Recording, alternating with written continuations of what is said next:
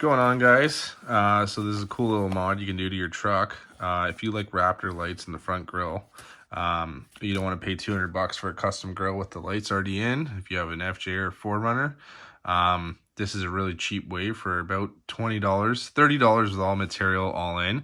But just to buy the lights, I think I bought 8 of these for $13, and they come with a bit of shrink wrap connected already. They come with the rubber grommet.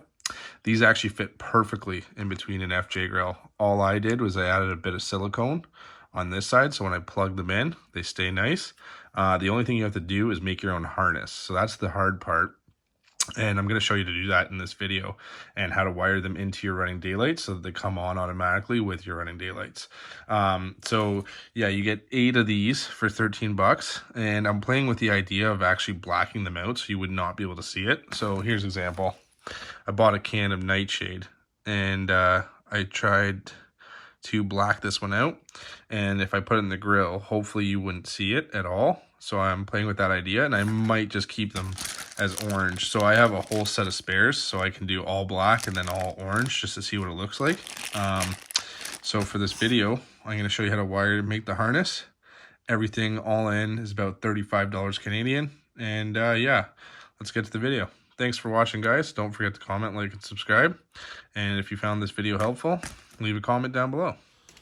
Some barrettes, and then using electrical tape instead of soldering it, just so people watching can actually do this at home. I got these. They're I looked up at kits for the FJ to get the grill markers, and they were more expensive. Some of them were like 100 bucks. These are $12 for a pack of 8 on Amazon. So you want grill markers and you want to do it cheap, this is a good way. So you're just going to take some wire strippers. I believe these are 18 gauge. I'll strip that wire. This is going to be my power. Yellow is power for this application. You just take your 2 wires and you twist them together like this.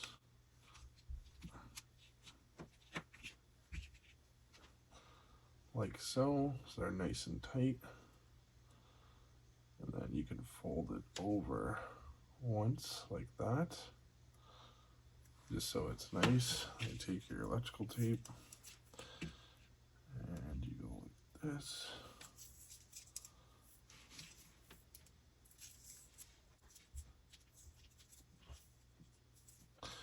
You should really use butt connectors or solder, which I think I'm going to do after this video, to be honest with you. But just for the sakes of testing it, I'm going to do this. Nice and tight. You want to back tape. So you start this way, roll over, not this way and under. And then take that, crimp the end. And we'll just go like this one more time. So you're going to take a sharp X-Acto knife, really careful, and just peel this cover off.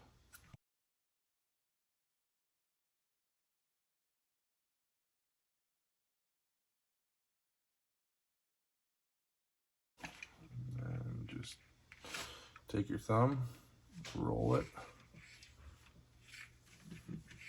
like that, and that should peel off. There we go. And then what you can do is try and separate these threads right here. Okay, guys, so I'm on my last one here. Here's a little trick to doing this. Once you've exposed the wire, you see how it's threaded clockwise, turn it counterclockwise. When you do that, you'll spread it and push together like so. And then take a little flathead,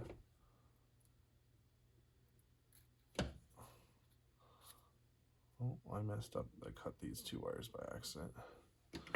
No big deal. Let's get rid of those. So once you've made basically a thimble eye, spread it open like this. So I don't know if you can see that, but there's a clear thimble eye there. Take your wire, lay it in like so, and then what you can do is pull the wire together like that, and then go back clockwise, and it'll tighten it down. Take your extra lead here, give it a couple wraps, some safety wraps just to be sure, and there you go. Take the wire, make sure you start your wire on one side or the other, fold it down like this, and overlap your tape about a thumb's width, and then tape from here to here, and then when you're done it should look something like this. So it just lays flush, and the splice isn't being pulled on this way where it's the weakest, it's being pulled this way, so it'll tighten if anything. And then, like I've already done for these three, and then this is the fourth one, and then I'll show you what to do for the grounds. Okay, so stretch out another piece of 18 gauge wire. You're gonna run it the same length as the one you just did. So again, you take the end of the wire. Our ground is the black, positive is yellow. So you just take it, I wrapped them together, did the moret, and then I'm just doing small bits of tape here. Like I said, I'm gonna have to redo this for myself and solder everything. I'm just doing it to show you guys how to do it easily with tape, and this will work. I just kind of like to know that it is soldered. So like I said, once you run the same wire again, just kind of tape as you're going to keep the harness nice.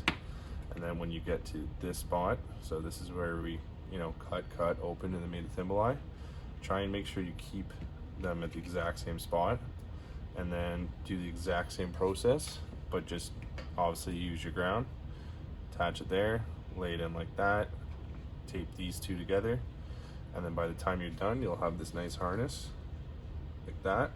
And then with the wire, leave extra length like I did here, like almost don't cut this off yet. For the positive you're gonna have to, but for the ground, wait, and then you're gonna wire these into your running daylights. So every time you flick your running daylights on your steering wheel there, these will come on as well, and I'll show you how to do that. Okay guys, so I finished up the harness here, got everything taped up nicely. Just tape the end up here. So let me just lay this out here so you can see. We have our 4 lights, sorry, all taped up, ready to go. I'm going to show you just a test before you do put it in the vehicle and do the full tape. You should test it with a 12-volt power supply. So just to show you it does work, I'm going to hook this up. So let me see here.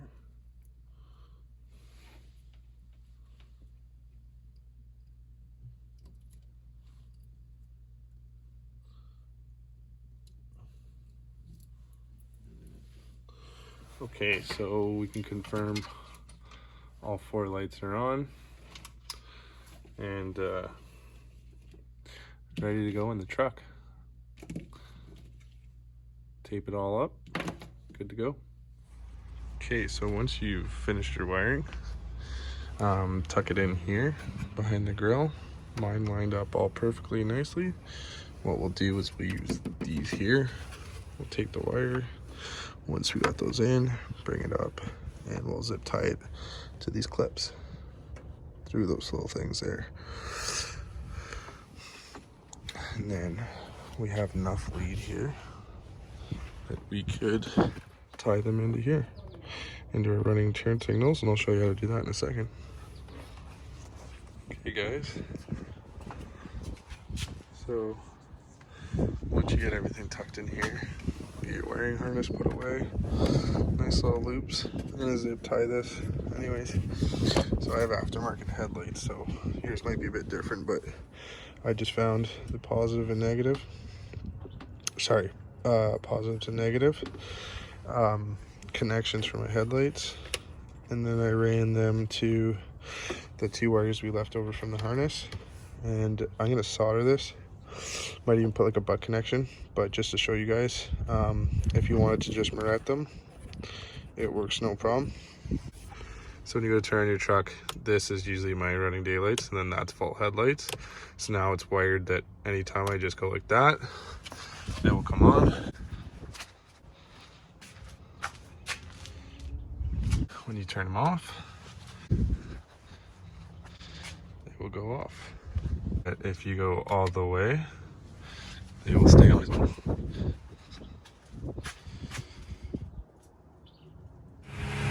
Alright guys, this is what the finished product will look like when you're done.